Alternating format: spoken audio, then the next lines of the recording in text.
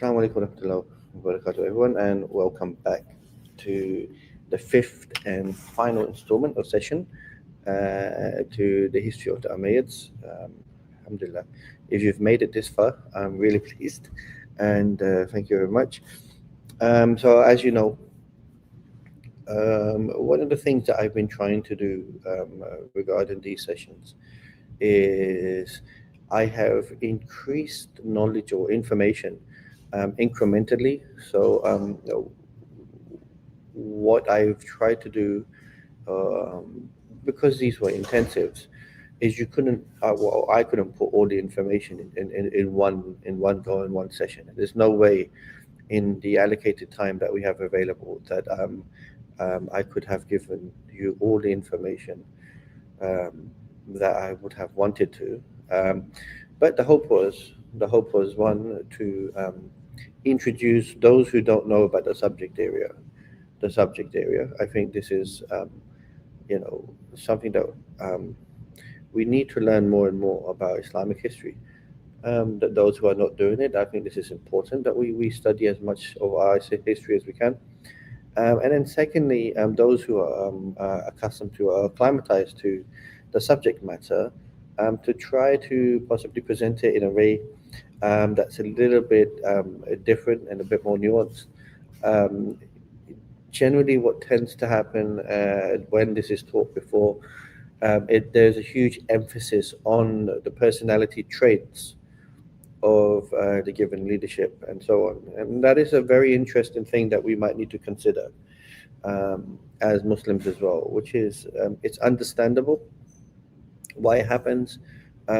It's something that emerges from the culture of the Sira itself, in which the life story, and I think this is important to understand. Sira is not the biography of Rasul Sallam. It's the life story of Rasul Sallam, which is a little different. It's not. We're not trying to, like Malcolm X's autobiography or something, read it as a way of just learning something about the life of the Prophet Rasulullah sallallahu alaihi wasallam, but rather his life journey. We're trying to see the lessons that we can learn from various moments and stages of his life, and then see how we can take something from that, right? But because the early Sira books focused on him, it was only natural that, and then when we see the Khulafa Rashidun, um, we see the early Khalifa, there is a need to understand them. Yes, from a human perspective, I think that is important, but they are also guaranteed Jannah, so they have an exceptional station in Islam.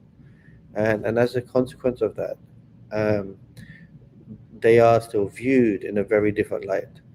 So that formative period of Islam with the Messenger of Allah Ta'ala, sallallahu alaihi wasallam, and then the Khulafa Rashidun, we have a very unique way of examining their life story.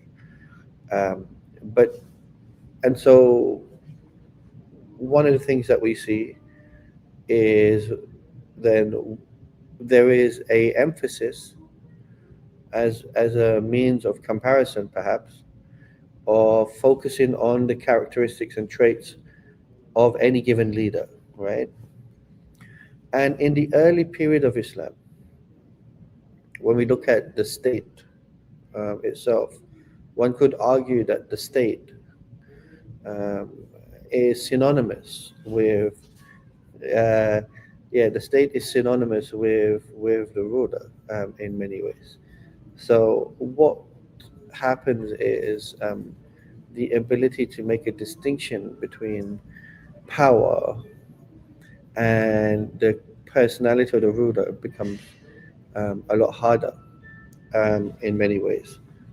Um, but and no, not only that, but the thing is by looking at politics in this way, by only looking at politics within the framework of the personality traits and the characteristics of the ruler, what we diminish or absolve sometimes is the complexities of the various other political actors at play, and how they can be influential, and how they influence politics, and how politics and political matters is not simply um, uh,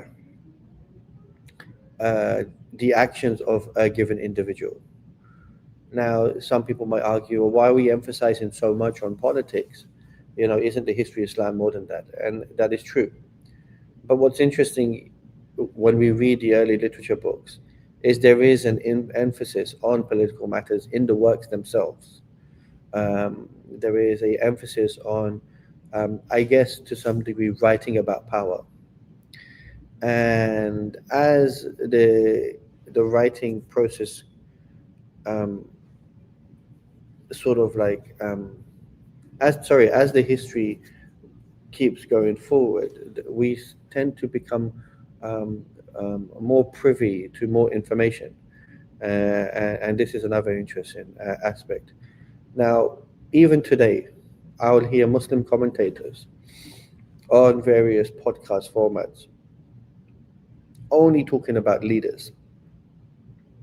So they'll say MBS, MBZ, Tayyip Erdogan, and they'll use those names in that way, um, highlighting or indicating, in our minds at least, that these people have total control and over their dominions in the way they do their politics, and that's not necessarily true.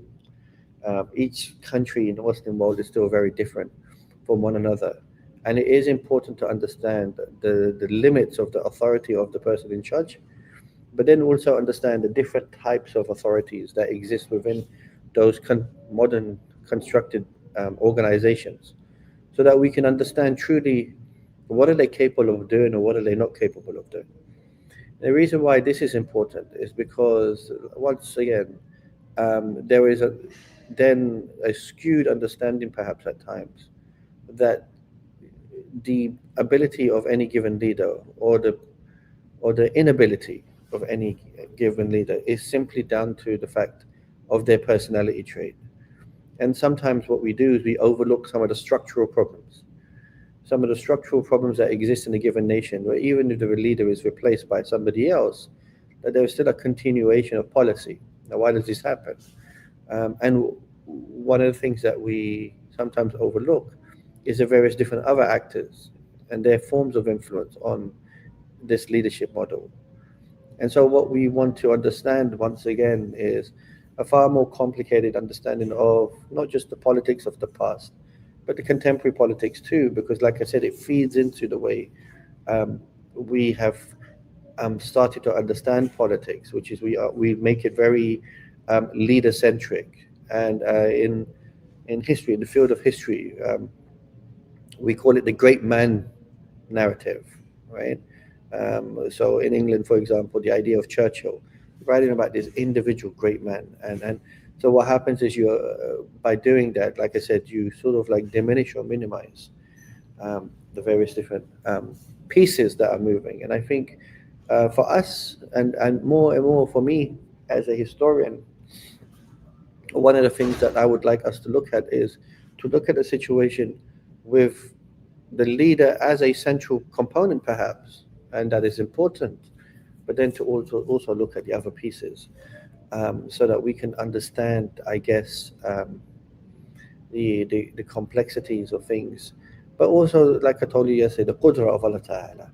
Um, I was speaking to a friend only yesterday, and I was explaining to him that so much of the Muslim narrative regarding the Mongol invasion and the end of the Mongol invasion is the Mongol defeat in Bilad al-Sham against the Mamluki forces. And so there is a belief sometimes by many Muslims, an internalized belief, that the Mamlukis were the ones who brought the demise of the Mongols.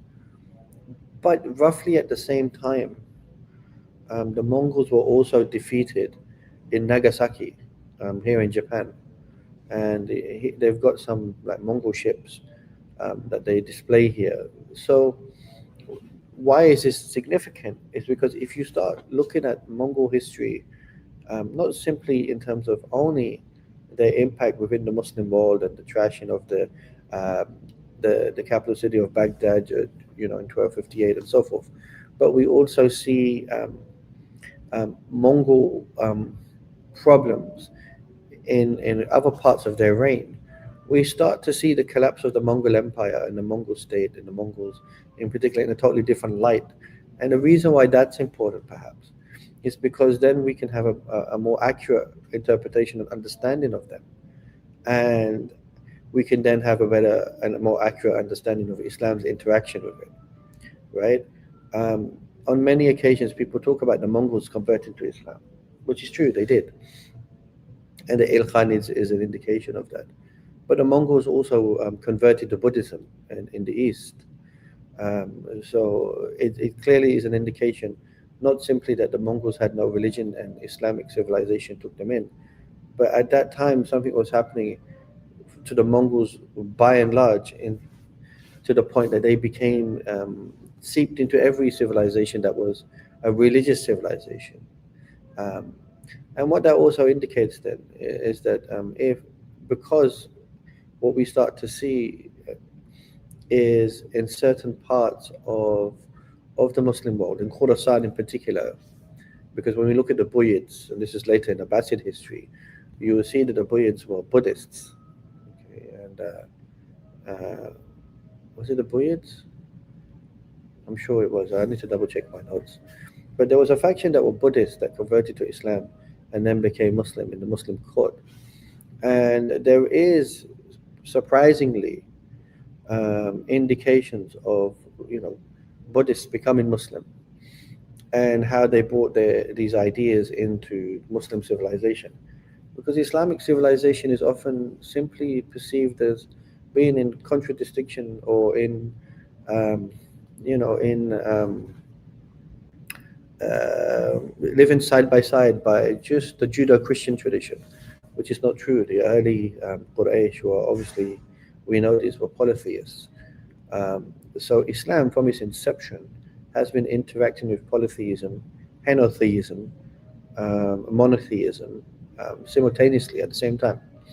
And, these various forms, whether it be Buddhism, various different forms of deity worshipping, and, I'm reluctant to call it Hinduism at that time, and as well as Christianity and the different forms of Christianity and in Judaism, is they've interacted with Islamic civilization from its inception. Okay, so that's once again, I always try to caveat things in the beginning, just as a precursor. So what we're going to do today is we're going to talk about the third civil war, the third fitan that appears in the Umayyad period. So just a very quick breakdown, just a recap then. So we have, the reign of Muawiyah radiallahu anh, and he's in power for a prolonged period of time, and he sort of like transitions away from the period we can say that Muawiyah's reign is a transition away from the period of the Khulafā Rashidun and into a new period of Islamic governance and Islamic history. And what we see during the reign of Muawiyah is an expansion of Islam, but also the ability of Muawiyah to at least subdue the tensions that had emerged during the time of Ali ibn Talib, or even prior to that, the time of Uthman bin Affan, and in the emergence of Iraq in particular as an alternative space of power. By the end of Muawiyah's life, we see the emergence of his son Yazid and the contestation with Yazid having killed Hussein and for trying to mobilize to create an alternative space of power in Iraq. But not only that, we then see Yazid's contestation with Ibn Zubayr and the people of Hijaz. Yazid is unsuccessful in his defeat of Ibn Zubayr, and Yazid only is in power for 3 years before he dies, but he was incapable of maintaining the status quo, continuing the policies of his father, and to some degree, because he lacked the type of charisma that Muawiyah had, He felt the need to double down on the implementation of his policies, and as a consequence, his reign is known as being one of a lot more violence and fitna. Um, he dies, Ibn Zubayr survives, and Ibn Zubayr's influence of the region increases further. We then have Muawiyah II, who dies in within 6 months. That spells the end of the Sufyānid period of Umayyad history. We then have Marwan ibn Hakam coming into power for 1 year. Doesn't do anything of any significance apart from the fact that um, he negotiates a continuation of authority from his bloodline. So his son Abdul Malik, and then he had desired his second son al-Azīz to follow Abdul Malik. Obviously, when Abdul Malik comes to power, it doesn't transpire in that way, and he puts his son Walid the First in power. And between Abdul Malik and Walid the First, we have another moment, a period of prolonged stability. But what we see is the emergence of Hajjaj under the support of the Umayyads, and Hajjaj's policies were exceptionally harsh in Iraq, to politely put it. But it was under the period of Abdul Malik and Al Walid that Ibn Zubayr, the second siege is done on Ibn Zubayr, and he's defeated this time and killed. And the Umayyads take full control over the Hijaz region, and they now incorporate their direct sphere of influence, which is Egypt, Hijaz, and Iraq. Islam still spreads under them beyond those areas and spaces, i.e., Khorasan, which is today's Iran, and Afghanistan, and parts of the northern parts of that, and so parts of Russia.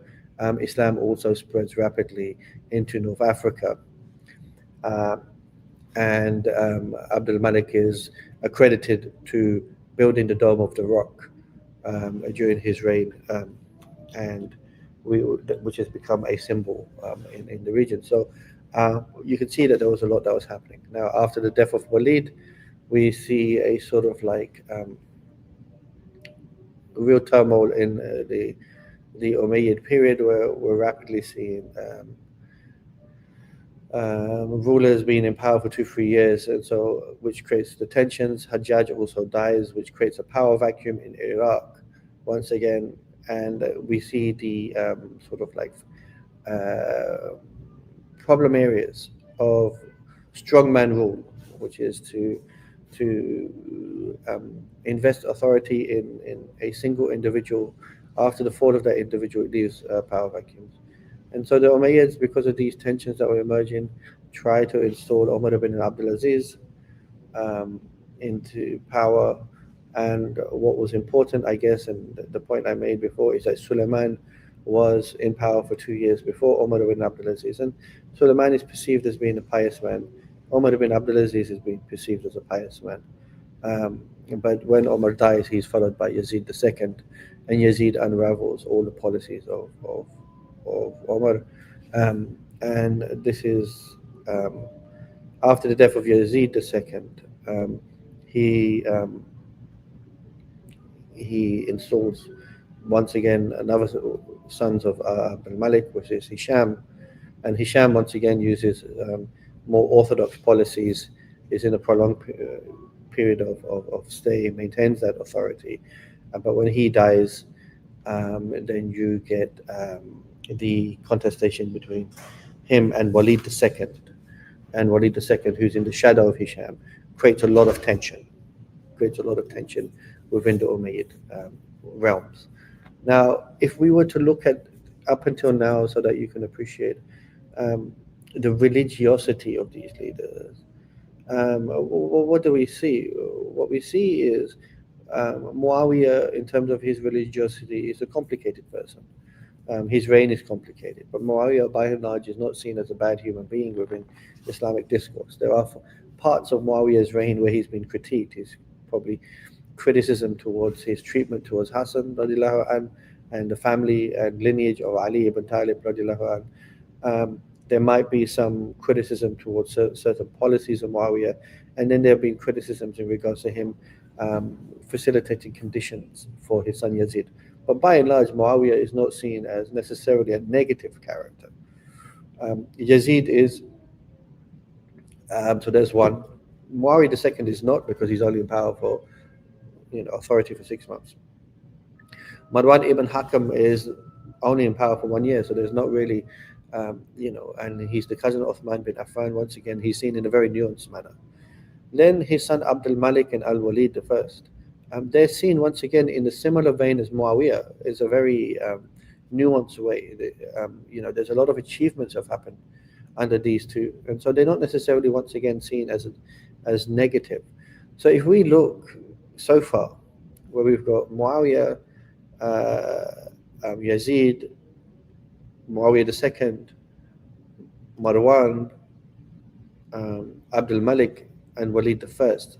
So we have 6 rulers that have come, and from those 6, categorically only one of them is heavily critiqued, which is Yazid, and then 3 of them, or 4 of them, shall I say? So Muawiyah, Marwan, Abdul Malik, and Walid the first are seen in a lot more of a nuanced manner, even in the history books, in that sense. And then after the death of Walid, Sulaiman is seen in a positive light, and Umar ibn al-Azīz is seen in a very positive light. And then after Umar ibn al-Azīz, we have Yazid II, who's seen in a more negative light. So once again, Yazid is not a popular name in some strange form. So the 2 Yazids are not seen in a popular vein. And then we see Hisham, and Hisham is once again considered in the similar vein as Abdul Malik and al-Walid, a lot more nuanced. And then after the death of Hisham, we see al-Walid, and al-Walid the second is not seen as a negative leader, more or less as a very compromised human being who's just incompetent more than anything. There's an incompetency in him. Now, why am I explaining all of this to you? Because actually, when you see the sum total of the Umayyads, very few of the leaders outright could you look at and say, you know what, these people are trash. Instead, what you see is that even in the large span of Umayyad rule, is that many of the leaders were quite complicated. And what you see is if you looked at it from a more human perspective, you can see how they were different than those that came before. And I guess the problem that the Umayyads and Umayyad history has always had is this juxtaposition between 2 very unique moments in Islamic history. The first is in comparison to the Khilāfah al-Rāshidun. They just do not have the capacity to follow those that preceded it, just because those men were exceptional. And so they say in football, when I watch football, that it's always difficult to follow a great manager. When you're a new manager coming in, following the one that came before. So the Umayyads as a whole in general have had that challenge. The second thing is the Abbasid revolution, which we'll talk about today, which is they are then compared with the Abbasid revolution. And because the Abbasids, it's a revolution, clearly revolutionary activity only happens because there's some level of tension that preceded it. And so a lot of the sentiment, positions, and ideas that emerge in the Abbasid period are written. They create this literature which is heavily critical of the Umayyad as a whole. So the Abbasid revolution is not justified from the back end of the poor policies of the Umayyads near the end. The Abbasid revolution is presented as a revolution in distinction to the whole of the Umayyad reign. And I guess this is one of the reasons why when people look at the whole period of the Umayyad in their imagination and don't really study it, they see all the Umayyads as a sum total of the same thing. and that's not the case. And so this is why throughout my time when I was younger in the madrasa system, and when we were being taught about the Umayyads, it was just literally um, categorizing all the Umayyads as one of the same. And actually, the words just the Umayyads or the Umayyah were being used in this way. And what I was trying to do, I guess, is to some degree, is to show you that that's not necessarily the case, and that in actuality, we should be, taking our little microscopes out and looking at it a bit more. Why? Because I think to some degree, the reason why Umayyad history does become important is because if we can just be a little bit more forgiving to the Umayyads, um, we might be able to handle and deal with our own fallibilities in regards to governance and in regards to power and in regards to ourselves, in recognizing that human beings can be complicated, their decision making can be complicated, and sometimes the decision making is not insincere, but just ill advised, incompetent, or sometimes the intention is good, but it's just poorly executed. And all of these things can create tensions and can exacerbate um, other Muslims in regards to the authority of government. And this has happened throughout Islamic history. Okay, so this is important. All right, so what we're going to do then, the fitan, as the third fitan emerges then, so, and this is, we're going to see an internal civil war between the two factions within the Umayyads, which, which provides the possibilities of the Abbasid revolution. So the Abbasid revolution doesn't just simply emerge because the Abbasids are saying, okay, we're done with these Umayyads, let's go. But in reality, you see two things that emerge. One is that there is a mobilization among certain factions of the larger umbrella of the revolution that took place in opposition to the Umayyad, but also that amongst the Umayyad themselves, there are some real tensions and civil contestations that are creating these huge crevices, and is providing opportunities for a revolutionary moment to happen and to take place. Um, and I think this is important, that when we see the decline or the collapse of any given nation, government, or civilization, it's not simply down to the fact that another group of people just emerge and remove them, but there are also stress points, you know. And as a historian, I mean, this might not be related to some of you, but I look at it now. I'm really looking at some of the stress points in Western civilization.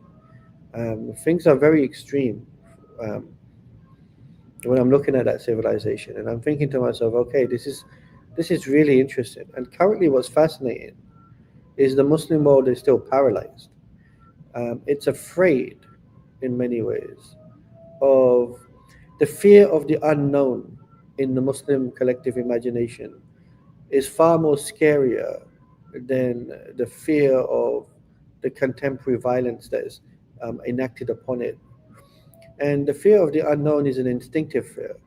It's not the same type of fear. It's a fear of the survival instinct itself kicking in by saying, I don't know what's going to come after this. I don't even want to think about it.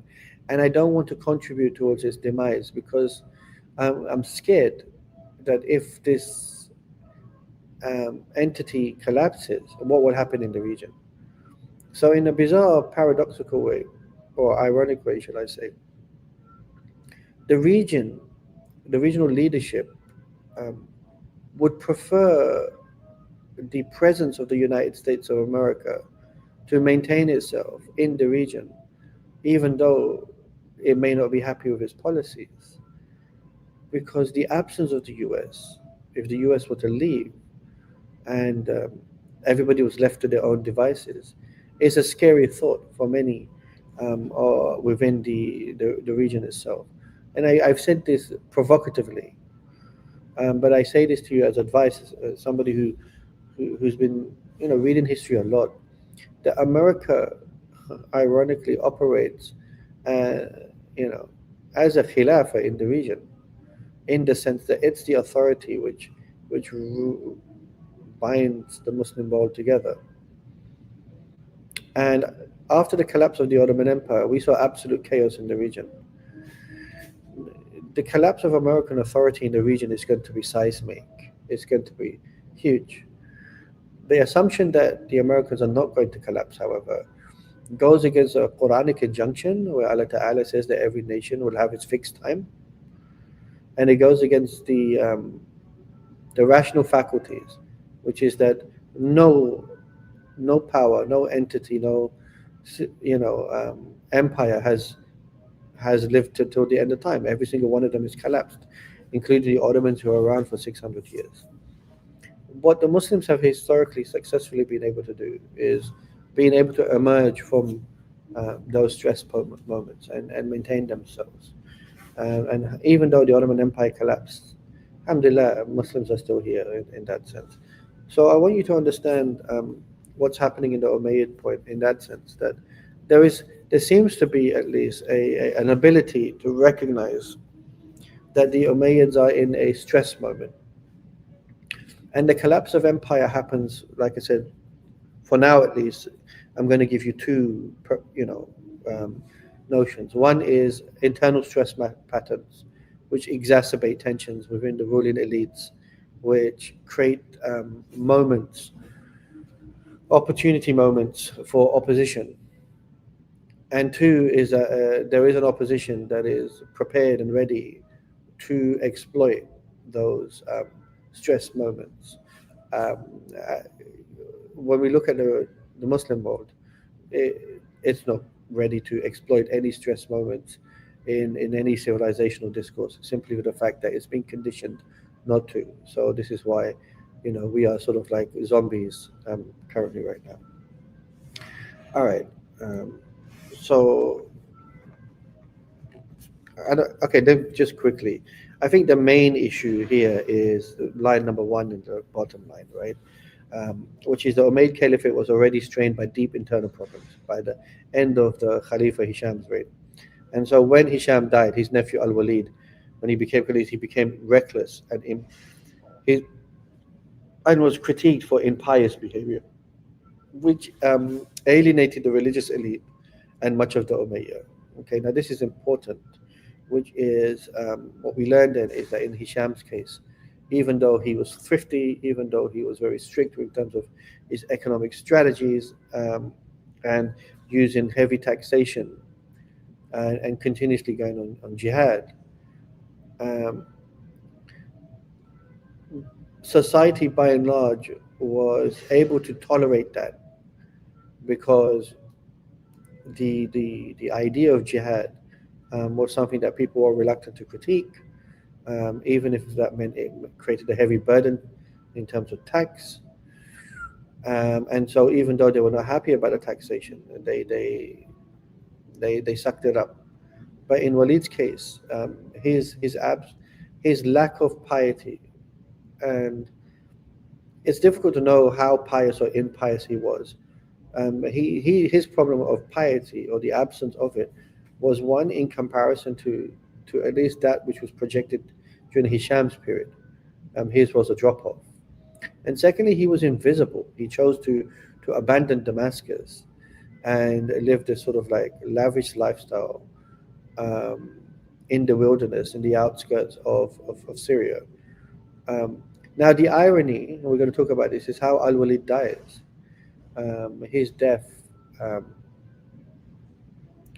really reshapes how the narratives of his impiety have been projected, and we're going to talk about that now. We spoke about the Qadiriyya movement yesterday, so I'm not going to go too deep into this. But so the movement, like I said, seems to be attributed to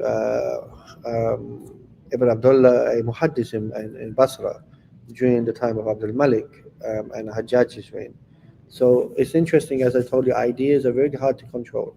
So as early as the reign of Abdul Malik, during the time of Hajjaj, we start to see the emergence of the ideas of the Qadiriyya movement, and he was Mawali, he was a convert himself. Okay, and then what we start to see is somehow the Qadiriyya movement finding ways of maintaining a continuity and so forth during that long period of the Marwānid sense. And as we mentioned, they are known for their ideas on Qadr, in which they argue that humans possess Qadr, while their ideas would later find their way to the Mu'tazila. It is said that the Qadiriyya were a lot more rudimentary in their understanding of free will. So these notions start to emerge theologically, at least. We don't have many works produced by the movement, but there are many works by ulama criticizing them. And the Qadiriyya became more well known for their political activities, especially their opposition to Walid II and their support for Yazid III. So you're seeing here that a lot of times students will read about the Qadiriyya movement's ideas on Qada wal Qadr in particular, and this is something that we study well in terms of Mu'tazilite thought, and to some degree the early part of Qadiriyya thought in regards to this notion of Qada wal Qadr. And what's interesting is these two theological schools, if we can call them that, facilitate the conditions for the works of the Asharis and the Maturidis and so forth, as a way of trying to address these ideas that came into the Muslim world. So Yazid III. Okay, let's look at Yazid III. Okay, so when Yazid III, who was the son of Walid, arrived in Damascus. Now this is interesting. He arrives in Damascus in a simple attire, riding a donkey. This is really unique, proclaiming his status as the one chosen to be Khalifa. So his supporters argued that Walid was more dunya orientated. And why did his supporters? Why was there a need to bring Yazid III into the frame? Because Walid II was non-existent. More or less, the Dawla was running itself, and the head of the Dawla was not to be seen, and this created a real problem. What's interesting here is we have always spoken about power, in its purest form of just power itself, but there is something happening in the Umayyads, and we saw it with Sulaiman, we saw it with Umar ibn al-Azīz, we're now seeing it again with Yazid III. Is that there are factions within Bilad al-Sham of a religious inclination who are continuously wanting to find leadership that reflects a more pious intent in their person and in their policies, and we can see it happening again. So this is why, once again, I want you to understand, like when I said yesterday, look at the whole painting as a whole. There is still strong sentiments within the Muslim world, that are continuously trying to address the balance of leadership going too far in one direction. And I think this is important because anyone who studies Islamic history as a whole, they will understand that there have been times where particular rulers have transgressed some of the minor tenets of Islam or major tenets of Islam. But as a whole, the Ummah, led by the ulama and various other factions within the Muslim polity, have found ways of bringing the Muslims back to the center ground. That whenever it's gone off here or here, that there has always been an attempt to bring them back to the center ground and adhere to Islam. And this is very consistent throughout Islamic history, where you see this in the Abbāsids, in the Seljuks, in the Mamluks, in the Ottomans, in the Mughals, that you'll see throughout Islamic history that whenever there is a shift away from some sort of like standard of Islam, that civilizationally people bring them back to the center. Why is that important? Because you can see that when Islam is the philosophy about life and politics, that it's very difficult to continuously be dictatorial, or it's very difficult to continuously be un-Islamic. It doesn't work like that. Um, in today's world, it's more possible because structurally something's wrong, and that's the point I'm making here. Okay. So united under a common cause, Yazid III supporters, including the Qadariyah, the Kalbis, and the Yemeni tribes. So it's interesting how the various different factions got together, and the binding factor was Yazid III being religious and bestowing the bay'ah upon him, affirming his position as the rightful Khalifa over Walid II. So this is interesting. Walid II is alive right now, by the way. He still exists. But the Muslims have decided, and the various factions have decided to elect a new Khalifa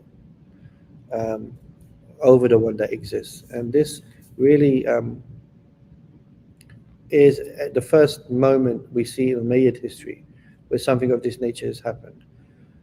And this goes then beyond the idea that if the Khalifa is, it doesn't matter even if he's a tyrant, so long as the Sharia is being implemented, that you have to suck it up. Well, that clearly hasn't happened here, because what we see in Islamic history is that the Khalifa, or the ruler of the Muslims, is also an embodiment of the dignity of Islam and the dignity of the Ummah. And if his actions and activities contradict that of the ethos and ethics of what Islam represents, even if the Sharia is being implemented, to some degree that level of blatant hypocrisy brings Islam into question, into the minds of those that practice Islam, or those who are non-Muslims who are living in the Muslim domains, who you give them reason not to adhere to or to convert to Islam in the long term, and so on. And so as a consequence of that, it makes very little sense, logically speaking, when the argument is made that so long as the Sharia is implemented, it doesn't matter what the ruler is doing, even if he's caught like fornicating on TV.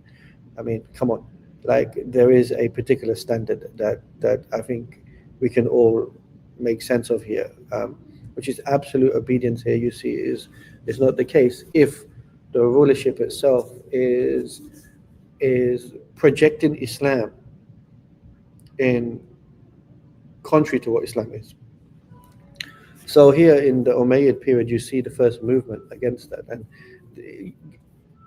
bringing Yazid III as a way of countering Walid II is important, because it shows in the minds of the people at the time, at least, that there is an importance that should be attributed to the consistency of the Muslim ruler.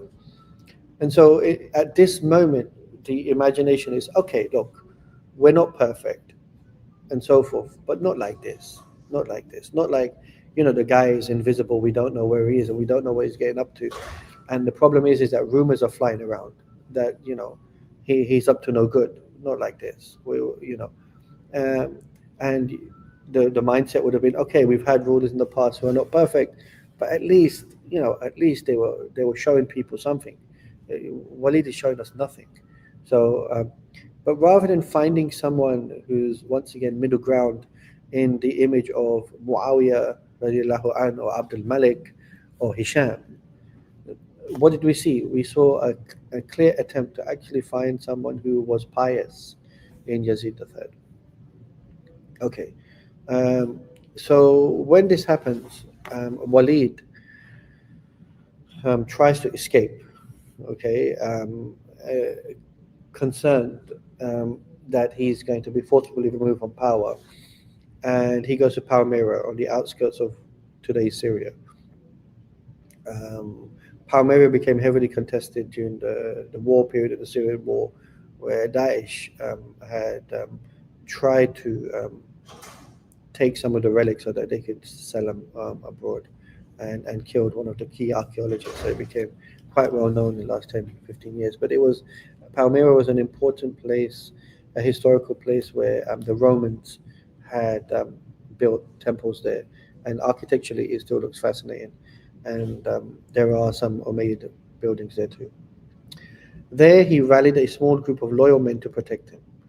However, cut off from the center and facing financial constraints, al-Walid II found himself in a vulnerable position. With the help of his cousin al-Āzīz bin al-Hajjaj bin Abd al-Malik, Yazid III's men were able to defeat al-Walid's forces comprehensively. Al-Walid fortified himself inside a room in the fort where he was said to be reading the Quran. There are conflicting reports on how al-Walid was killed, with some writers suggesting he was killed while reading the Quran in the way Uthman bin Affan radiallahu anhu was. Others suggest that he was rereading. This was a rereading of history. What's interesting here is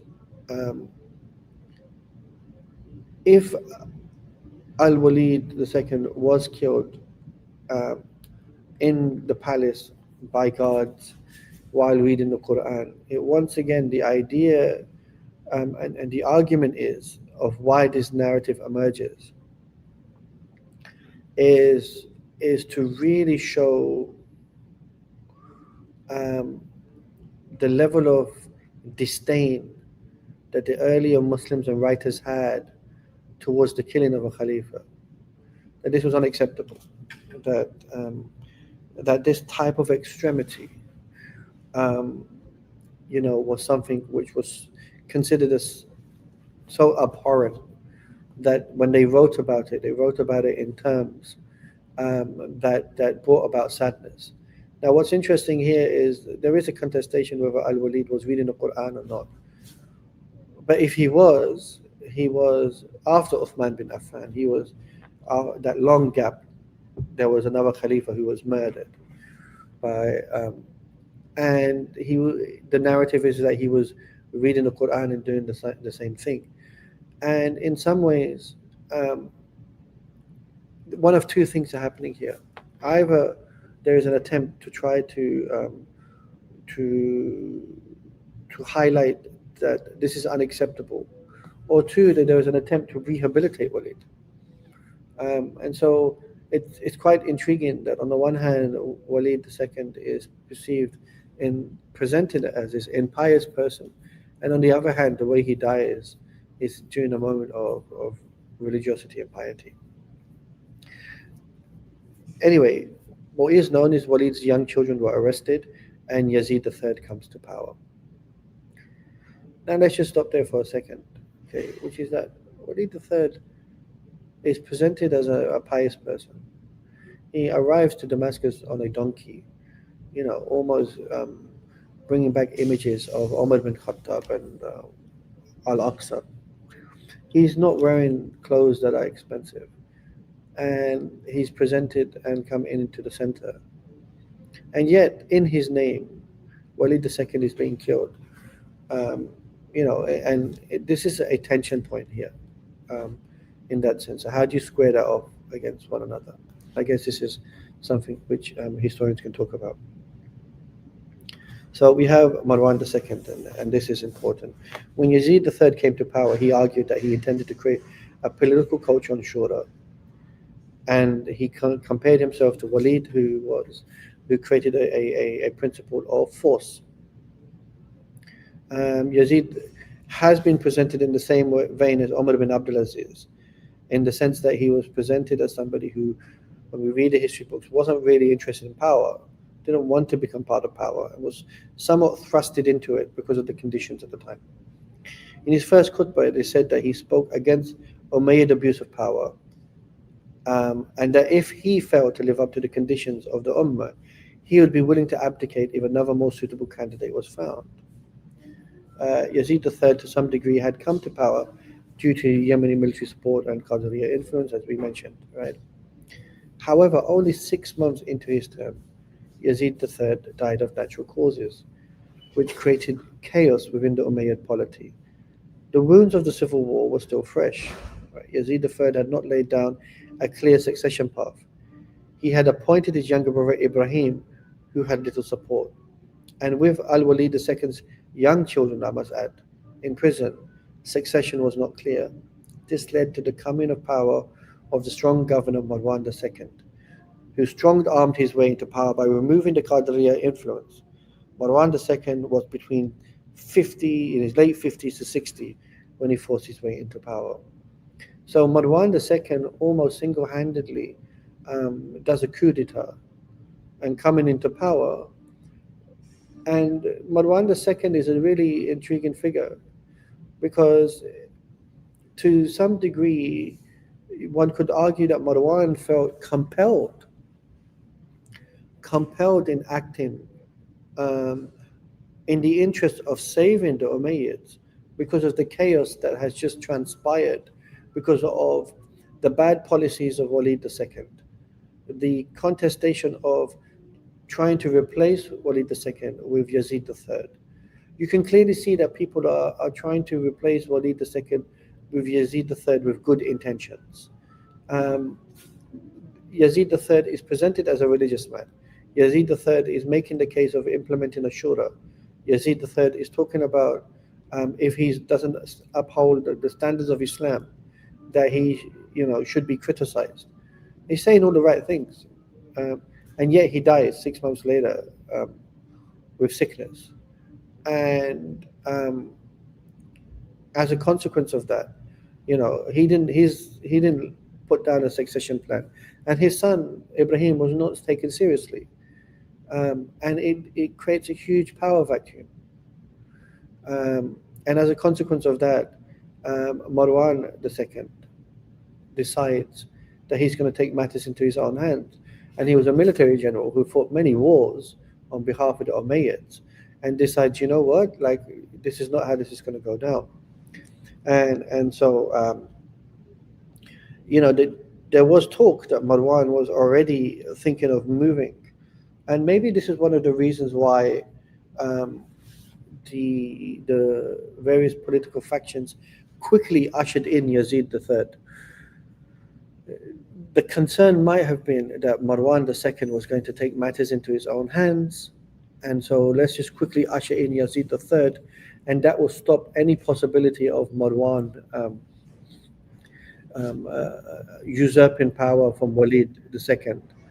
And if the ruler is a religious man, it becomes a lot harder for Marwan to make a case to remove Walid II in terms of a coup in this context, right? But what happens to Marwan? Marwan's second came to power at a very precarious time. The quick transitions of power and internal strife between Walid II and those who opposed him made the Umayyads very vulnerable across the domains. Okay, the Byzantines were a real threat in the north.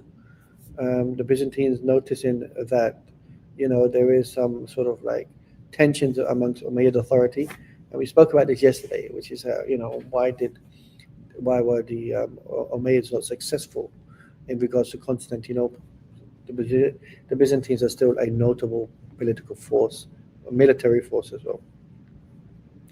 Okay, and as I mentioned yesterday, there was rebellion in Algeria, the Berbers, and then the movement in Khorasan.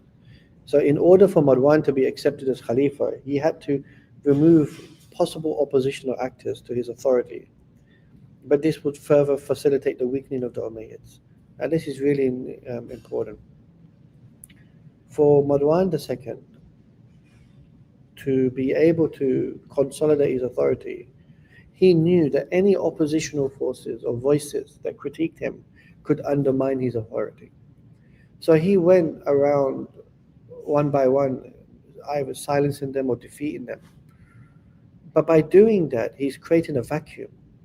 Because even though those political voices are oppositional and could challenge his authority, but they are still part of a larger ecosystem which is restricting um, people from Kufa and Khorasan to be able to assume power. So it's a real intriguing thing. So imagine, like, I'm using America is an example here because I can't think of something. So imagine if the Democrats, the Republicans, started purging people in the Republican Party who are anti-Trump. And these are real powerful senators and real powerful, significant members of the Republican Party. And they say, you know what, we want this person out, that person out, get them out, get them out, so that Trump can amass more control and power. And so these people are removed. But what it also does is it weakens the Republican Party from the inside because there are no longer any competent people because they've been gutted out. And so what it does is it provides an opportunity for the Democrats to be able to defeat the Republicans because even though these voices were internal voices of discontent, once they were removed, you gut out, your sort of like ecosystem that's available to you. And this is what Marwan II has virtually done. He's gutted out the sort of like Umayyad infrastructure because of his concern of oppositional activity that will move against him once he's come into power. Okay, so as I said, discontent then increased in Iraq and Khorasan regarding the Umayyad rule. Various sentiments emerged, particularly the idea that proper Islamic rule should return to the Quran and Sunnah. Now, what's interesting here is how people in the region would have now been using an imagination of a longer memory, right? In that sense. And so more and more people would have been evoking this memory of the Umayyads have always been bad, even if that's not necessarily the case. Some factions believe that this could only happen if the rule went into the household of the Prophet ﷺ, as it had become contaminated by Umayyad authority. So these were the arguments that are being made now. Ideas also started to spread on the need for a better representation of Muslims outside the center of Bilad al-Sham. Disillusionment with the Umayyads had reached an apex that was accumulative since the emergence of the Sufyānid rule, but also found a new bout of frustration during the years of Hisham and al-Walid. While the Umayyads over the years attempted to appease these sentiments with the election of Umar ibn al-Azīz and Yazid III, nonetheless, by the time Marwan II came to power, the sentiment in Khorasan and Iraq had boiled over. So I just wanted to show you this and what happens near the end. So if we can see, between al-Walid II and Marwan II, okay, we've got 4 people coming to power in the space of a year, which creates real chaos, right? So al-Walid, as I mentioned, is killed in a coup. Yazid III dies of illness. His son Ibrahim, the son of Walid, is then deposed by Marwan, who sees him as weak. Marwan is in power for 6 years, but those 6 years are just him spinning plates, him really trying to balance authority. And then I've wrote here already, so I've preempted this for you guys. He's killed by the Abbāsids. And this is the family tree that I put up in the first lesson, but that one was a more comprehensive one. But this one is here, so you can see the Marwānid line. And the numbers next to it tell you in what order the Umayyads came into power. So you see 1, 2, 3 of Muawiyah's reign, and then Marwan ibn Hakam, and then the reign here, right? And I think this area here, if I can maybe, I can't, the number 10, okay, where it says Umayyad of Spain, I think is very important that the Umayyads are able to carry on. Okay, so let's look at the Abbasid revolution. So just very quickly, the issues that the Umayyads are having then is they're having internal strife here, okay, in Bilad Sham, in contestation. And this yellow area is the area we can say that the Umayyads by and large were in control of. And then the Hijaz region still had some level of freedom and autonomy. And then these pink bits here, they were not in direct control of the Umayyads. They were more within the sphere of Umayyad influence. And the Umayyads are having now threats, political threats here rebellions here, the Byzantine threat here, and then the space here of revolution starting to emerge. So you can see not only is Marwan dealing with an internal threat internally, but there are three external threats that are moving towards the possibility of an Umayyad collapse. Um, Now this is another map, but it's not very clear. You guys won't be able to see it. This is the Iraq province, and this is Baghdad.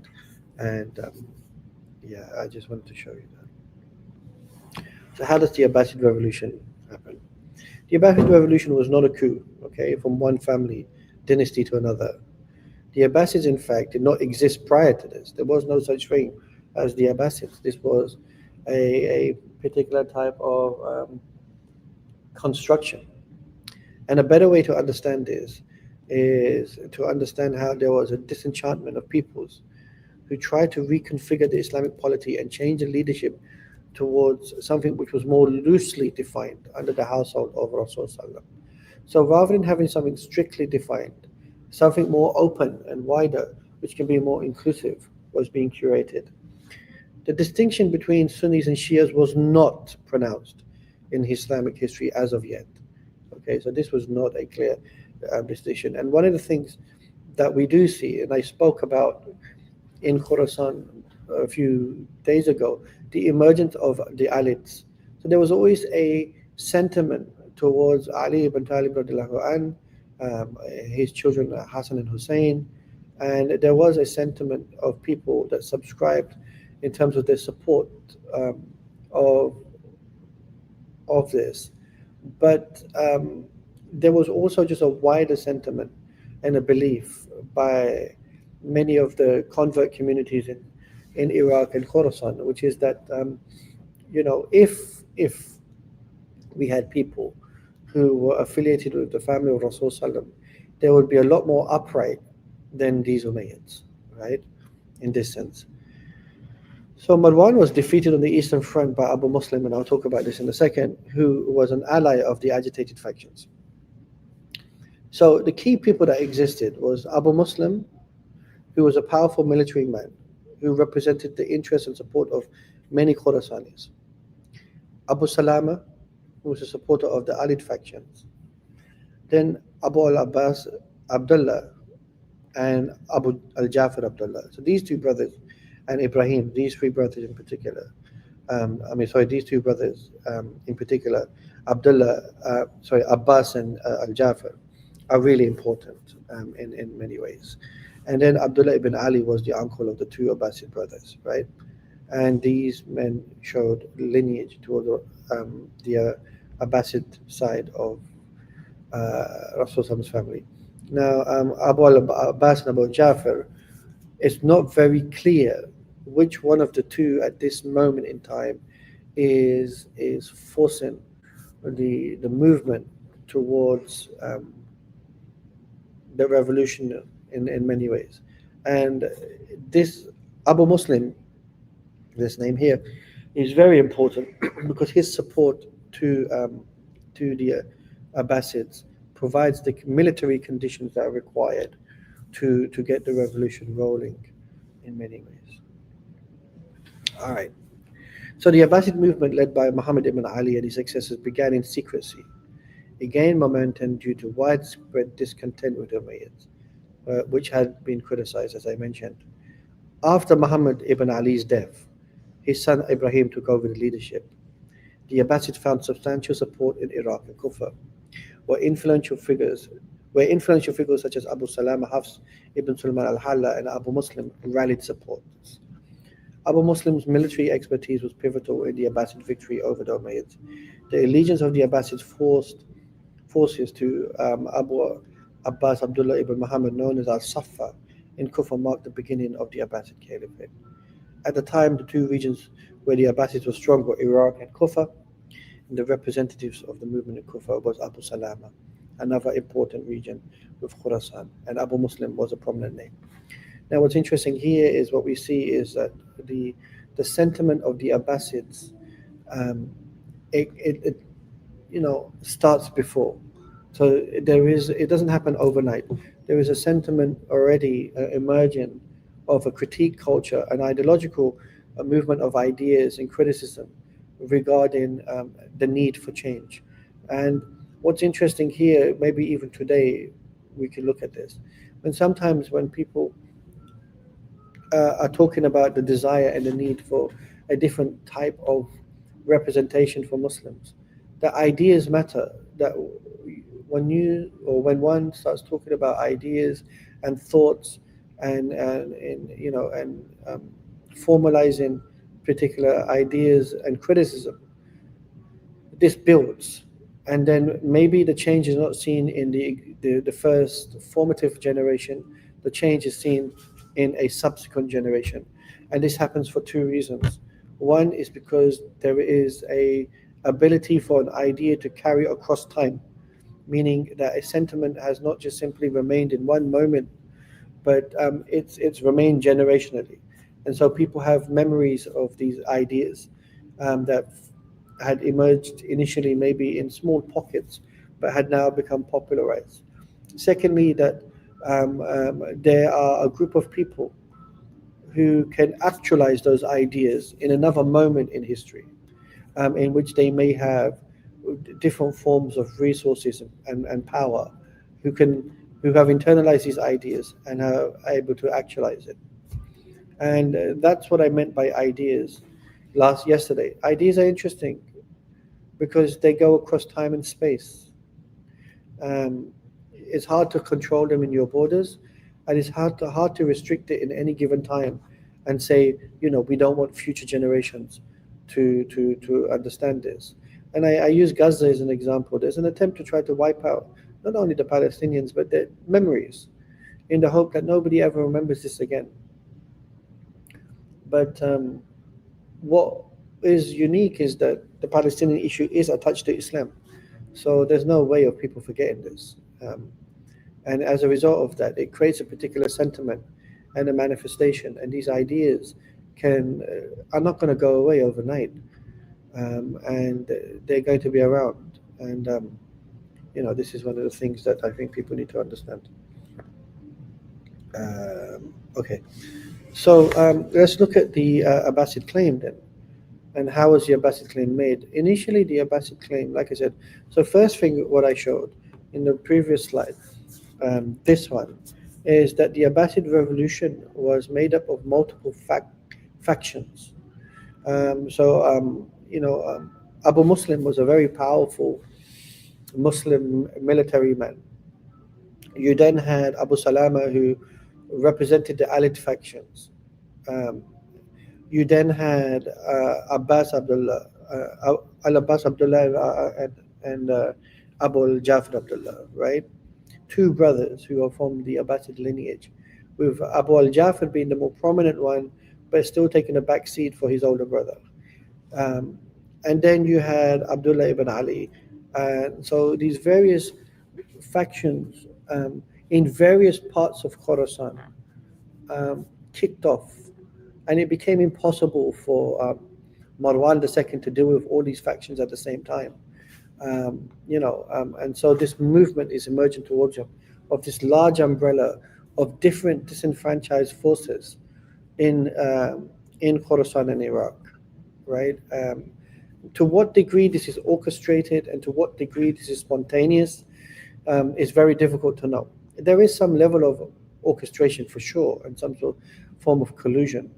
But when the revolution then kicks off, the success of the revolution and the consequences of what might happen after that, it seems like it wasn't clearly thought out. And so once the revolution succeeds, you can see then you'll see, just like most revolutions, an internal contestation between the various factions under the umbrella of the revolution that takes place.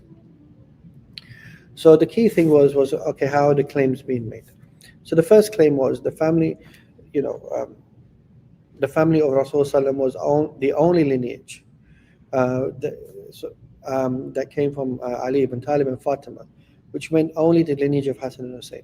This was the first claim towards Umayyad authority when we're talking about the household of Rasul Sallam. The second argument was made that the family included any son of Ali ibn Talib, including children he had with other wives or even stepchildren. So we mentioned people like Muhammad ibn al-Hanafi and so forth.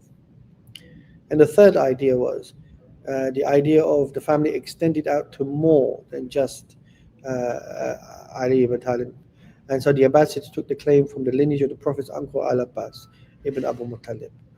So you can see that even here, in terms of defining the household of the Prophet Rasulullah in regards to as a distinction to the Umayyads, that even here there were different discussions taking place about what does it mean to belong to the household of the Prophet, and this idea becomes a lot more formalized later on in Islamic history. Right now, there are multiple ideas uh, of discussion here, and this is the Abbasid family tree. Okay, I will show you here because what I wanted to show you is this is al-Abbas, and then here we have as-Saffa number 1, and al-Mansur number 2, and then al-Mahdi. So this is how, yeah. We're not going to talk too much about this. Well, one of the things I wanted to show, okay, is okay. So how was Marwan defeated? Marwan was basically defeated because he was virtually spread too thin when the revolution kicks off, and he's unable to defeat the various forces of the Abbasids that are coming his way. And what Marwan attempted to do was retreat into the area of Bilad al-Sham and restock, because as the Khorasani forces are coming towards him, and he loses support internally in Bilad al-Sham, so it weakens his arm, and then he tries to escape. He escapes to, I think, Egypt, and he's hunted down, and I think he's either killed on the outskirts of Syria or Egypt. I need to double check my notes. One in, I'm okay. And this leads to his demise.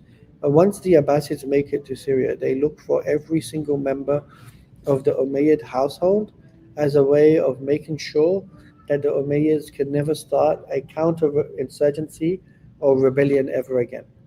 And so they went on a spree of trying to execute as many of the Umayyad to make sure that this doesn't happen. And then, as we know, I mentioned here in the earlier tree here, Hisham's lineage escaped and make their way to Spain as a way through safe passage, right?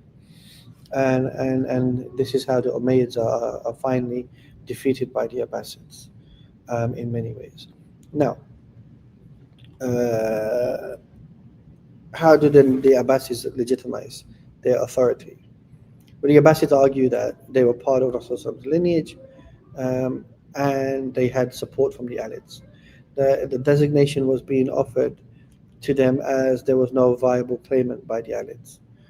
So, they're making the argument that people are the ones who are telling us to take over because you have nobody who can really take power. They had amassed greater power and influence in Bilad al-Sham, and they made the arguments that they are the descendants of the Hashemiyya. Okay, so as-Saffa, so as I mentioned to you, Abu al-Abbas, he became known as as-Saffa, which is interesting.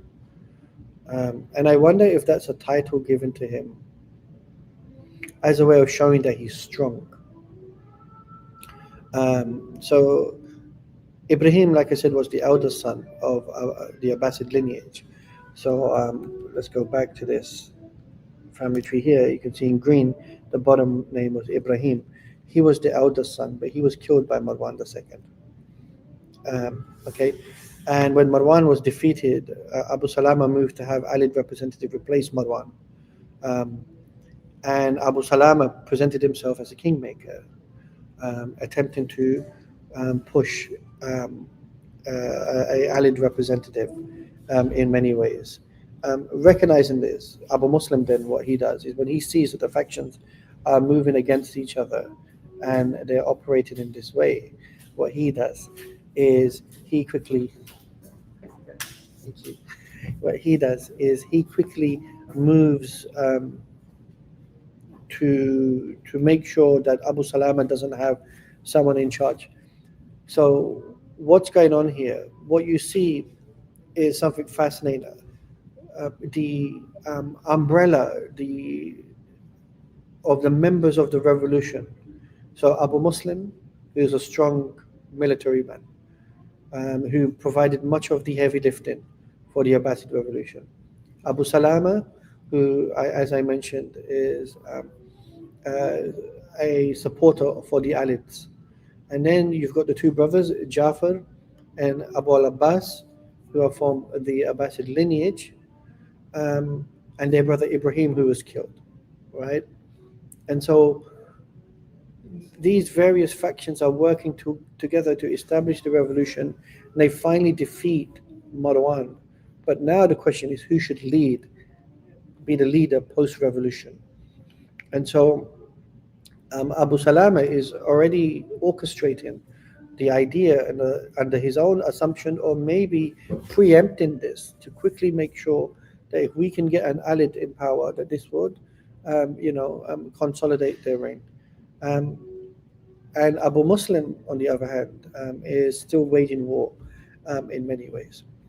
So what happens is Abu Muslim quickly moved to push the Abbasids, recognizing that what Abu Salama was trying to achieve to do. And Abu Muslim's swift actions led to Abu al-Abbas becoming the Khalifa, and he would be known as a Safa, and he would take over from Marwan II. And Abu Muslim supported it. Abu Jafar, clearly the brother of Abu al-Abbas, supported it. And his uncle, who was part of the main faction as well, supported it. So now what happens is a consensus is forming where Abu Salama is kind of isolated. So here what you see is Abu Muslim is very smart in recognizing that we need to quickly, do this right now. Otherwise, we're going to have a different type of configuration. Abu Salama is now accepted as the leader, and he is known as Safa. And then, as I mentioned, the Umayyad dynasty is killed, so that we stop the counter-revolution, and Safa becomes the first leader of the Abbasids. And this is a depiction of Safa in this sense. Now, I'm not going to go too deep into this, but Safa is not in power for many years. His brother, Jafar, comes into power. Abu al-Jafar comes into power as al-Mansur, and he's probably, you could say, the main brains behind the early Abbasid dynasty. And so that's how the Umayyads collapse. So when we see what's taking place here, just to recap before I go to the Q&A, what we're seeing is a rapid collapse of Umayyad authority with bad policy regarding Walid II, bad policy in regards to isolating Walid II outside of Damascus. And then when Walid II comes to power, he really is incompetent in running. And so you have that issue with, so you could say that the policies actually begin prior to Walid in the case of Hisham.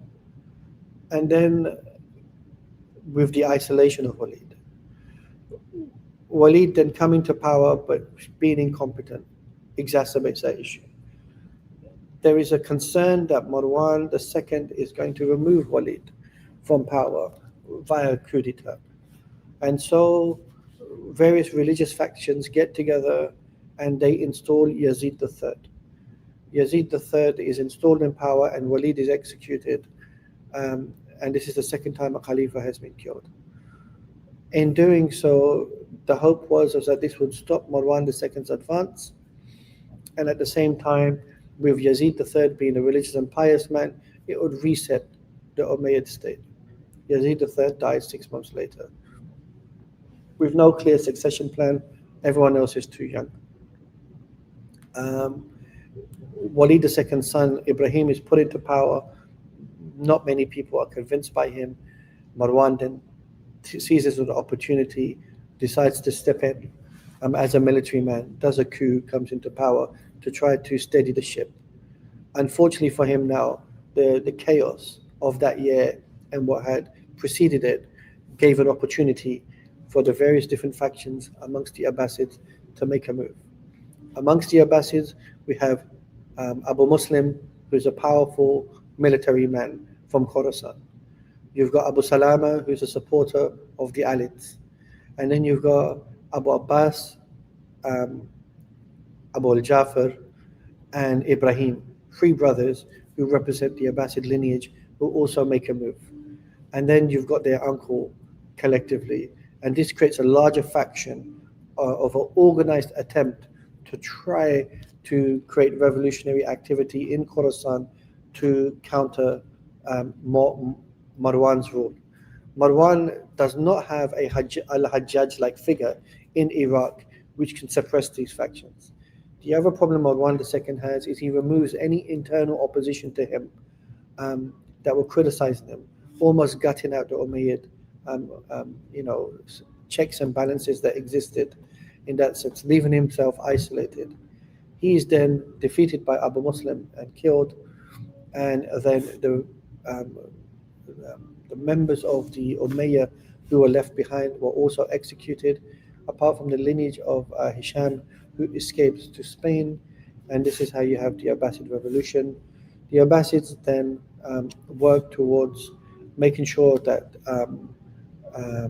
Abu Salama doesn't find a way of placing somebody from the Alids into authority, because if he had achieved that, the emotional sentiment towards somebody from the direct household of Rasul Sallam probably would have given him an advantage.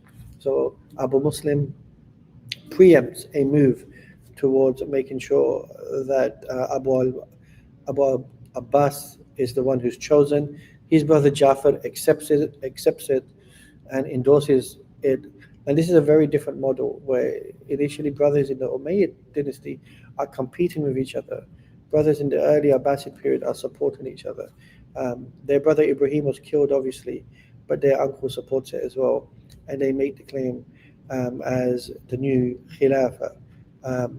And that we now see a transition that takes place. And the center is no longer Bilad al-Sham. And that's primarily what happens. And that is the end of the Umayyads. Okay. So there we have it. There we have it. You guys are now free to ask away any questions that you want to ask.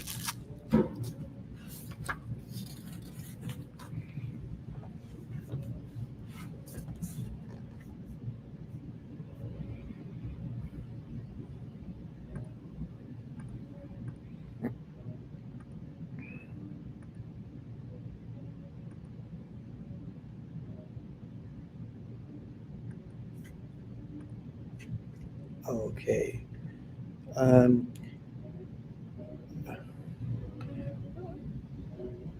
Okay, so are we able to access the slides? Like this? Inshallah. Okay, yeah. So yeah, I made these slides for you guys, so you should have access to all of the slides. The way that I teach generally, I mean, today I read some of the slides, but by and large, what I tend to do is I tend to explain, and the slides are just like aids, and they just simplify some of the things that I say. So I try to add more meat to the bone in many ways. But yeah. So if the Khilāfah was restored in the Muslim Ummah today, how would the structure look like given all these nationalist borders? But I think that's an interesting question, and I think if I was to be pretty honest with you, I'm not too sure. I think today we hear a lot of movements have been talking about the idea of the Khilāfah for a long time now. But I think what many Muslims are asking is this question: what does it look like?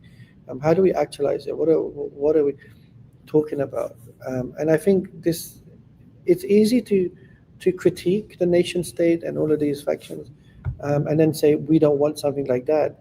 But until we can formulate imaginatively exactly how the structure would look like in terms of its politics, its rulership, its ethos, what it represents, and all of these things, then there's always going to be ambiguity in the minds of Muslims. And with that ambiguity, you can't really work towards something if you don't know what it is that you're exactly working towards. It's not sufficient just to say we want a Khilāfah. So I think this is what is required. I think people might have to be a bit more creative, and it's hard because anybody who tried to put these ideas out there has always got into trouble, clearly because they're seen as provocative.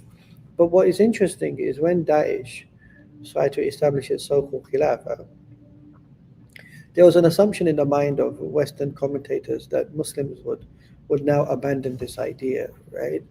That they would give up on it because look at the violence that Daesh enacted. But instead, what Muslims did is they just said, that's not a Khilāfah. That's not what it is. It's been different. And I think that's important that Muslims have understood at least that their governing system, irrespective of what they call it, the most important thing is that there's still a sentiment amongst Muslims that they want ethical, moral, upright, principled governance where the Sharia is implemented, and that Islamic education is given the freedom to educate, and that Muslims can flourish once again. And I think that imagination needs to be better pronounced by many of the thinkers, including myself. I take responsibility for that. What's Abu Muslim's stake in the game if he's not directly related to Abbas? It's power more than anything. Abu Muslim, and I think he believed in some of the value systems of in regards to the criticism of the Umayyad. So for him it's not just simply people wouldn't have been I'm not a member of this, so I of the household, so I can't be bothered. People would have signed up to the idea that we subscribe to these people being better than what we have before, and it being in close proximity to the new power, and even being somebody who can curate and support the new power, gives you forms of agency. It's no different than like al-Hajjaj, right? It's no different than that in many ways.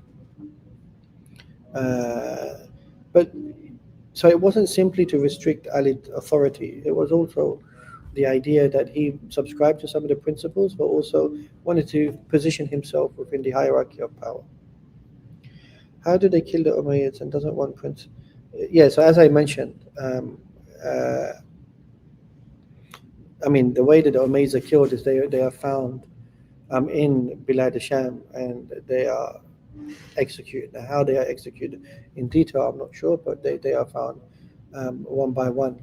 And yes, you're right. I forgot the name of the Umayyad who escapes to Spain, but he is from the lineage of Walid, as I mentioned.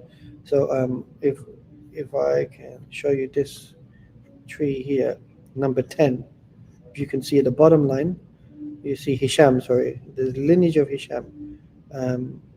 I forget the name, it's escaped me today. I'm really sorry because it's early morning here, but I'll try to find out for you.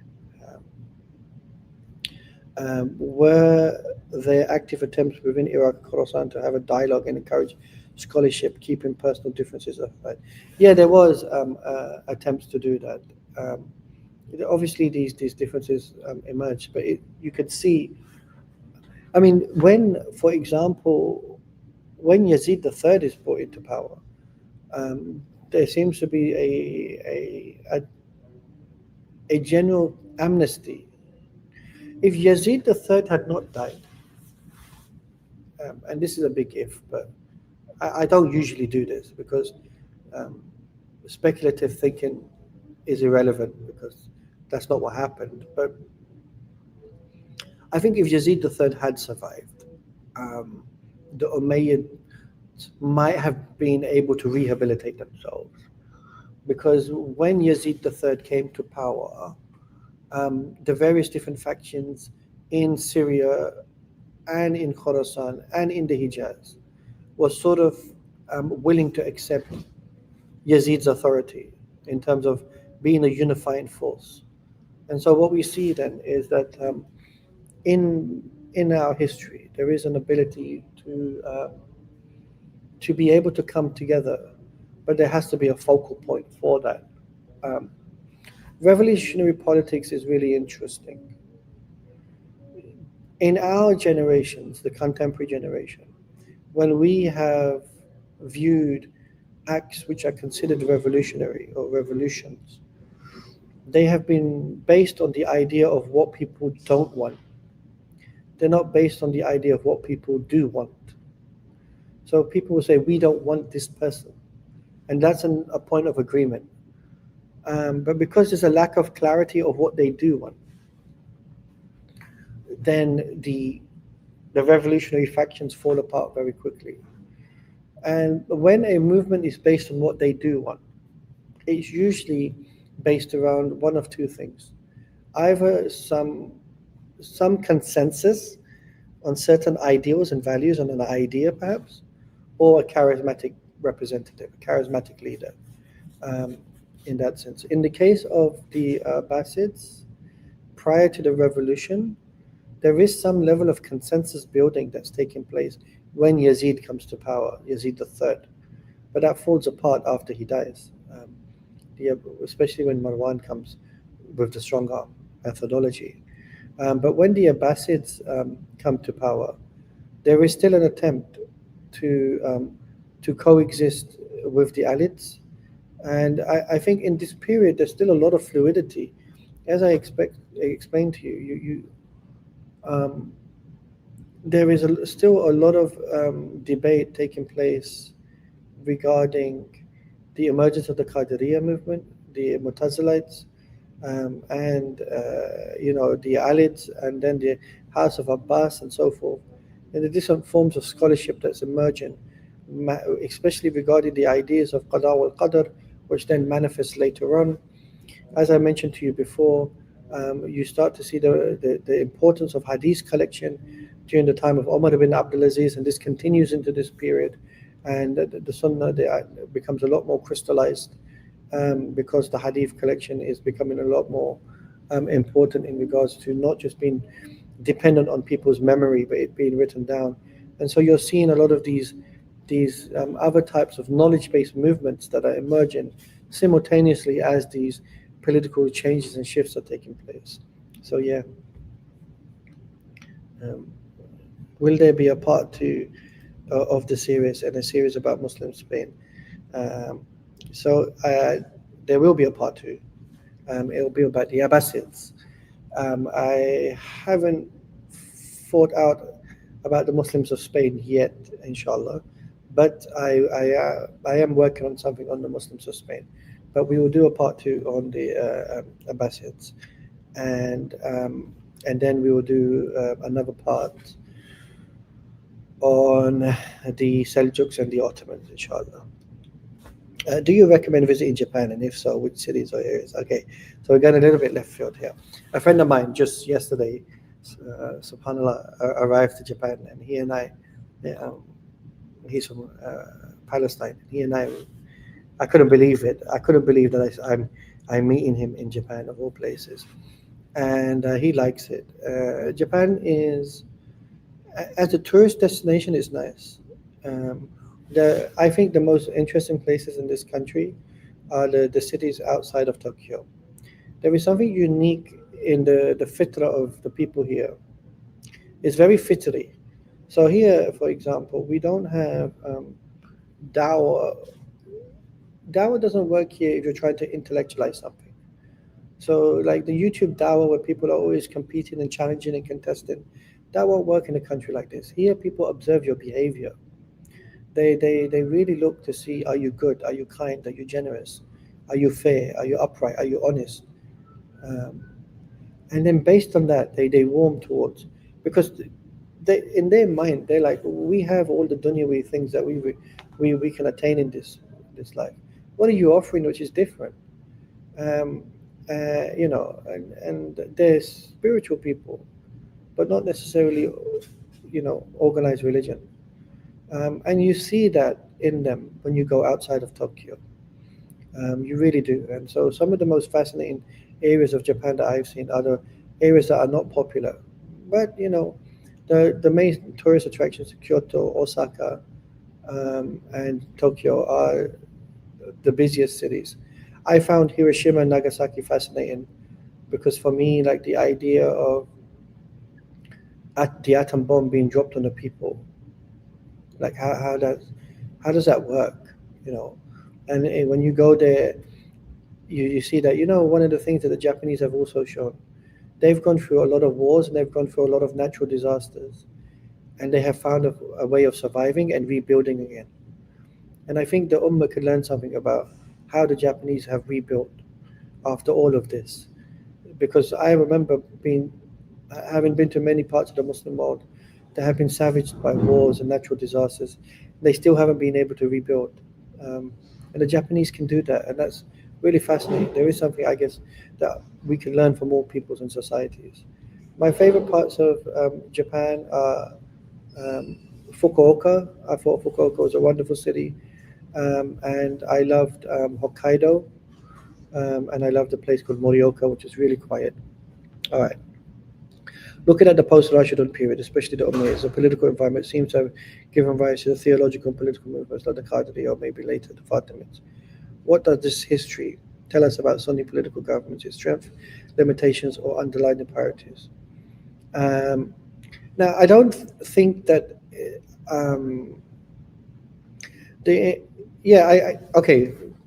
okay, I see what you're saying. That's a good point. Now, I think this is something that we should think about more and more. The first thing is that political authority is fundamentally a management system, and it's whack-a-mole, where you're always banging something and something else is emerging. In that sense, there's very little that's in your control in terms of when things are emerging. It just comes down to how do you manage them.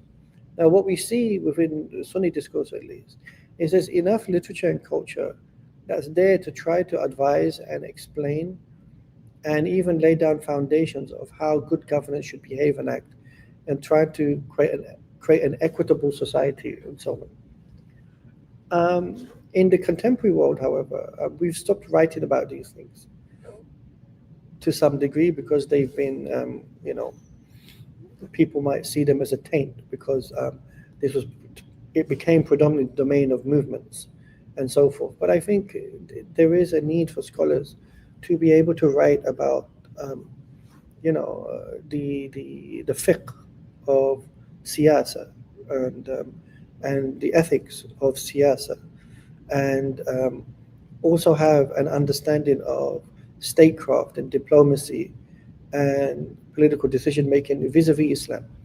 And I think what it tells us is the durability of Sunni Islam, and that Sunni Islam has the ability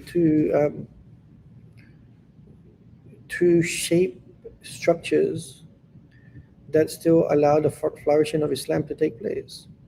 And I think that's important, that even when there are these stress and tension moments, that Islam is still the major canopy which allows the civilization to flourish.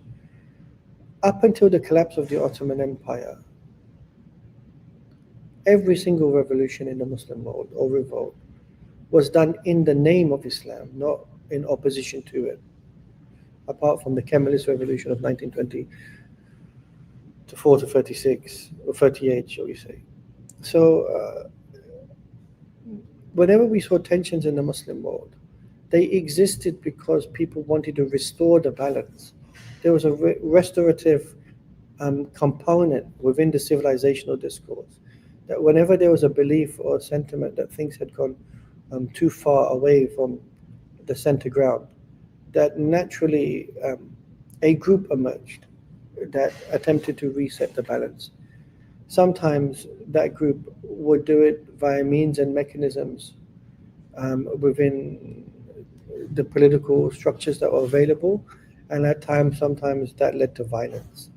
But all of these things were driven by the fact that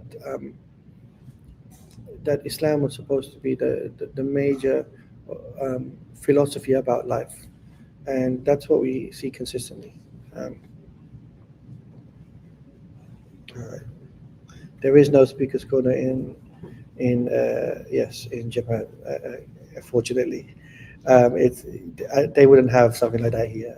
That type of debate culture just doesn't exist. Although I must admit, speakers corner in London growing up was very unique.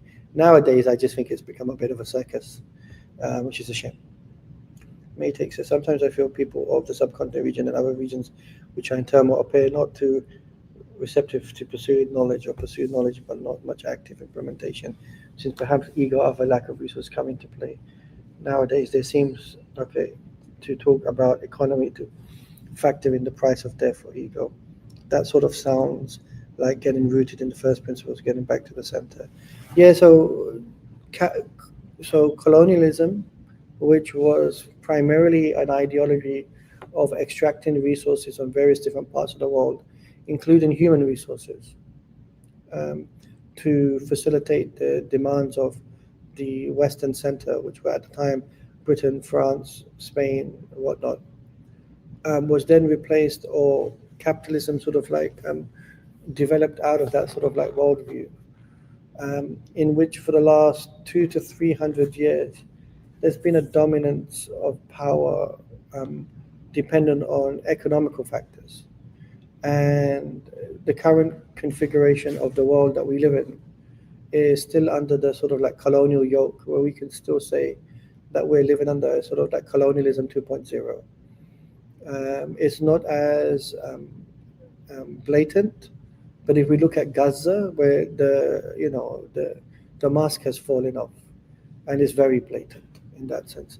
And so what Muslims have become victims of is they've fallen victim of the prevalent zeitgeist, meaning the prevalent worldview about life, which is the economical worldview. And so most people have become acclimatized to wanting to pursue material success and dunyawi success over akhirah.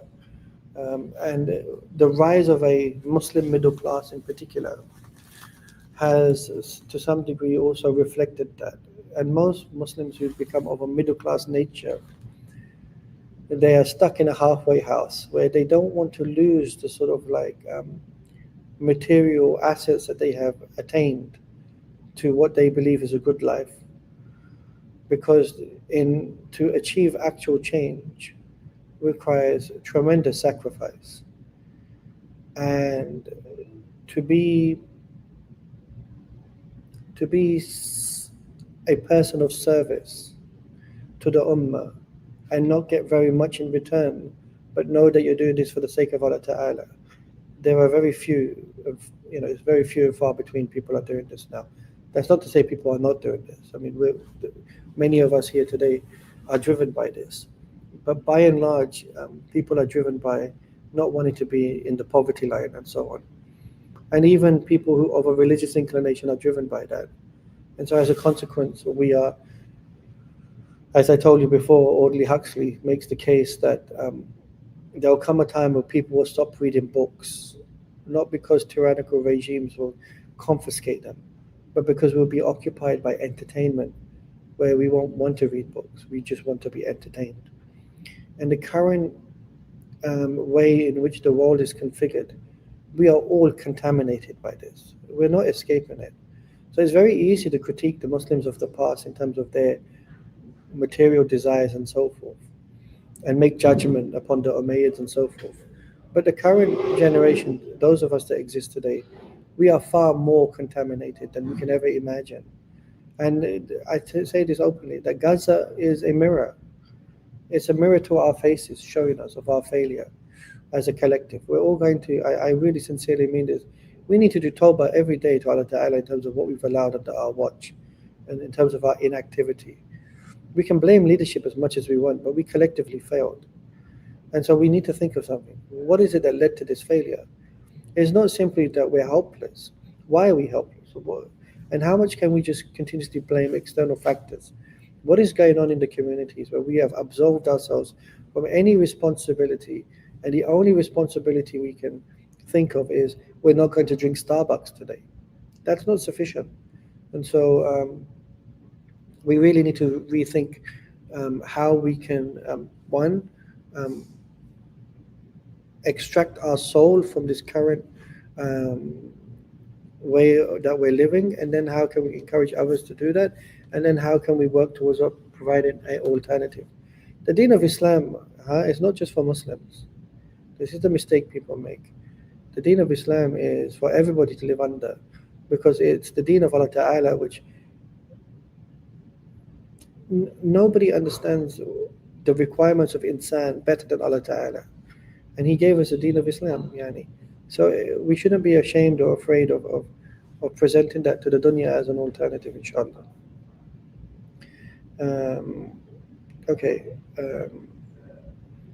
I grew up learning Islamic history in very simplified black and white narratives. Now that I'm encountering more nuance and complexity, what's a good approach to learning history in a way that accounts for different perspectives and avoids oversimplifications? Also, any book suggestions?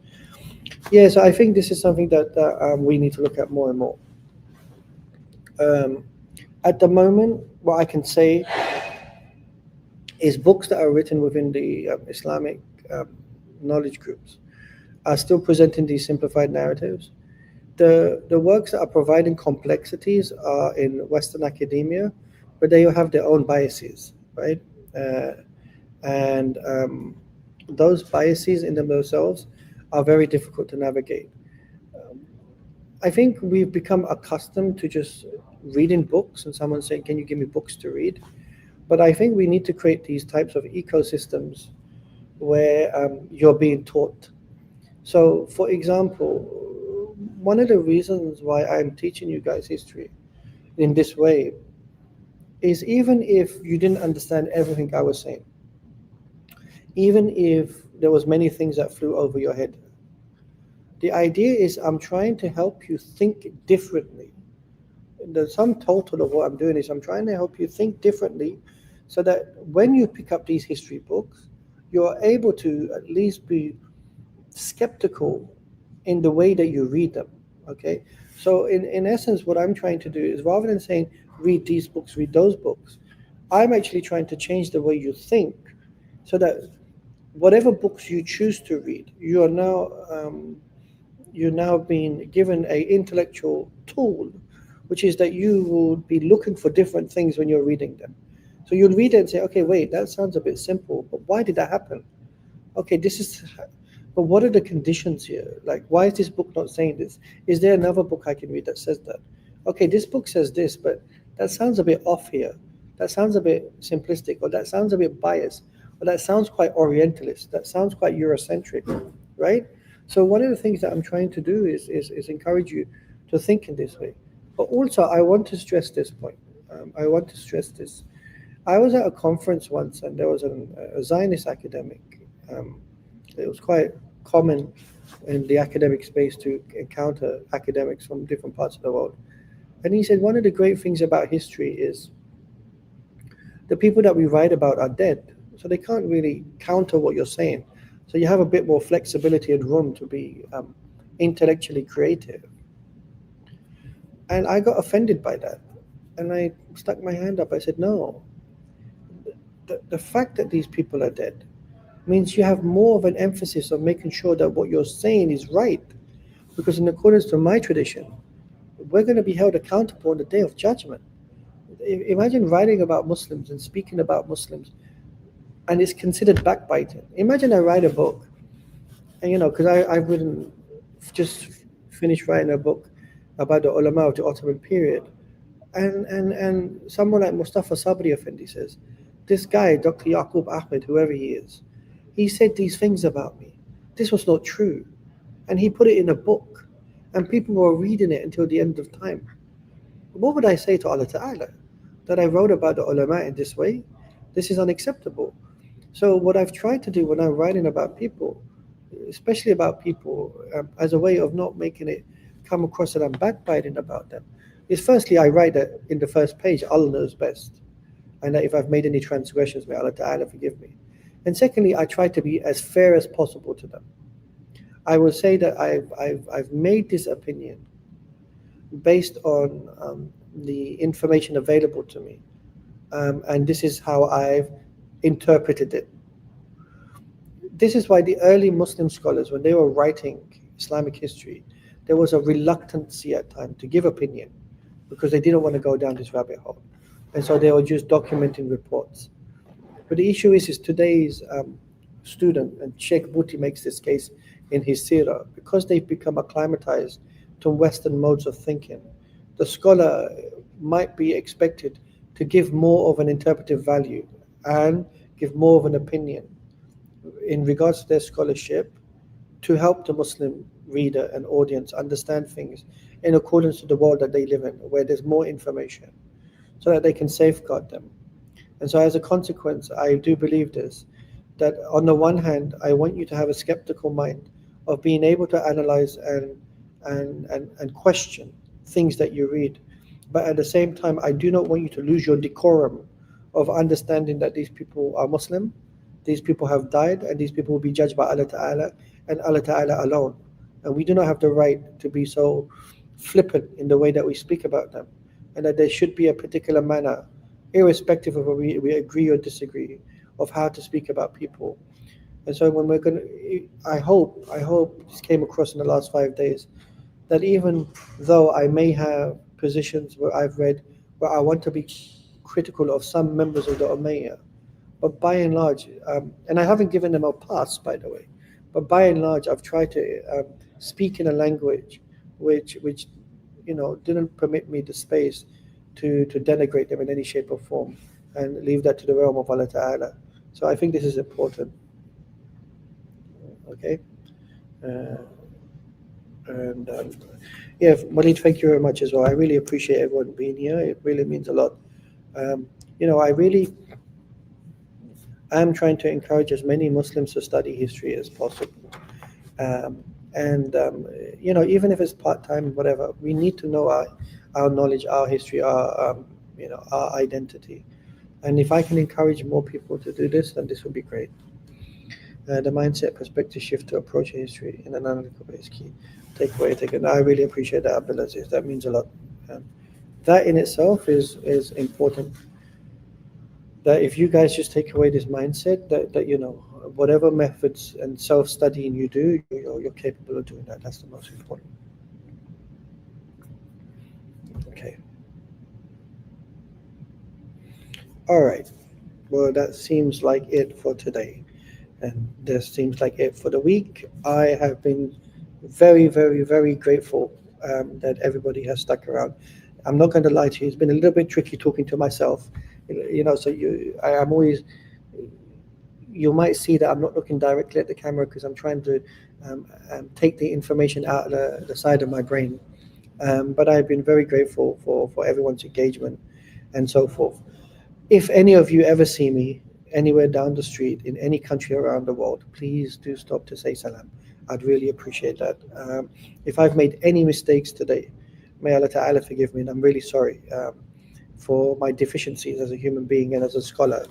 I'm trying to be as sincere as possible and as I can to try to give you the best version of myself, but that doesn't always happen, of course. And one of the things that the reasons why I got involved in this history writing and so forth initially was I was just passionate about it. But Allah Ta'ala in His wisdom, subhanAllah, like He creates pathways for us in ways that we do not understand. And never in a million years did I think that I would be considered somebody who's encouraging other Muslims to learn about their past. I was sitting in a room with many Muslim academics once in London, and one of them, he's a well-known brother, I love him to bits, and he said, and the historian amongst us.